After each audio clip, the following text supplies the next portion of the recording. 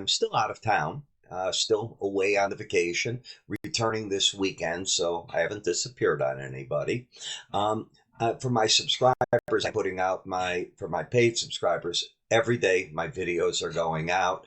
They are getting everything that they expect, trade recommendations, keep and so on. But let's talk a little bit about what happened. Yesterday, we saw the President Trump and EU President von der Leyen reach a deal. And the deal is basically 15% tariffs with the exception of pharmaceuticals, copper, steel, and aluminum. Pharmaceuticals are an unknown. The President and Ms. von der Leyen, they can deal with that over time. So that sits where it's at right now. The basics of the deal is going to be $750 billion in U.S. energy products. So you're seeing a lot of liquid energy companies take off this morning. Others are getting bids in them. The EU's agreed to invest $600 billion in the U.S. on top of existing expenditures. Factories, auto will be built here, things of that nature. On the other side, they're going to open up trade to the U.S. products at zero tariffs, and that's been a contention of Trump for a very long time. That doesn't necessarily mean that Europe wants all the products we made. American cars in Europe don't really sell well when they're big, but some of our EV models may fit that bill going forward. They've also, in the EU, agreed to purchase vast amounts of military equipment, which we saw under NATO anyway, so I'm not convinced that's that much. It's the 15% tariffs. It's the president getting more money coming in every single month from one of our largest, if not our largest, trading partner, and that's what's important. Mexico and Canada have yet to finalize their deals with the U.S. More important is probably, for the moment, India and China. Can we get the extension with China right now?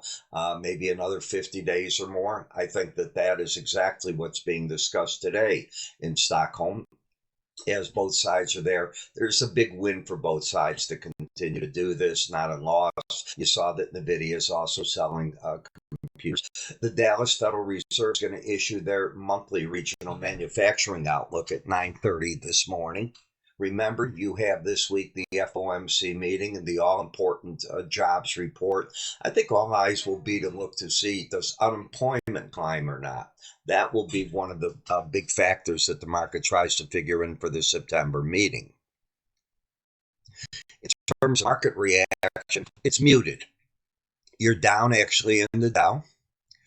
You've got the 7 points is not stellar. The NASDAQ up 56 points.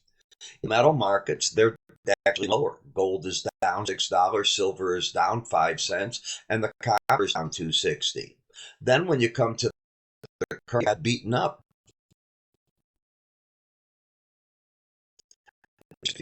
And all the other currencies, you can see the 5-year and the 30-year, they're both adding yield. So if you thought you'd make a deal that would just shoot up for you, that isn't quite the case. What has shot up right across the board.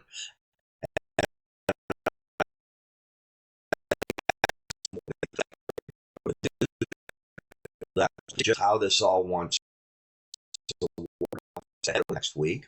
In the prices, you're still in the heart of the growing season. Keep your eye on this. You're going to have some crop reports coming out. Export business was picking up until the dollar starting to rally. And the big question, if I were you, that I'd be in the dollar and the euro, period. Is that it? Or are we getting a reaction that's going to have that yin-yang impact by the end of the day? So we sort of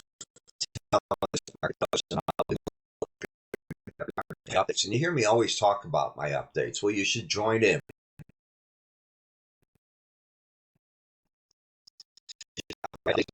So I feel like what they do. Linn writes all this information, my trading firm, night and day. There's no other way to put it. And they will give you in their letters what's going on. So you can choose from all the different are price counts right now. They're very important in market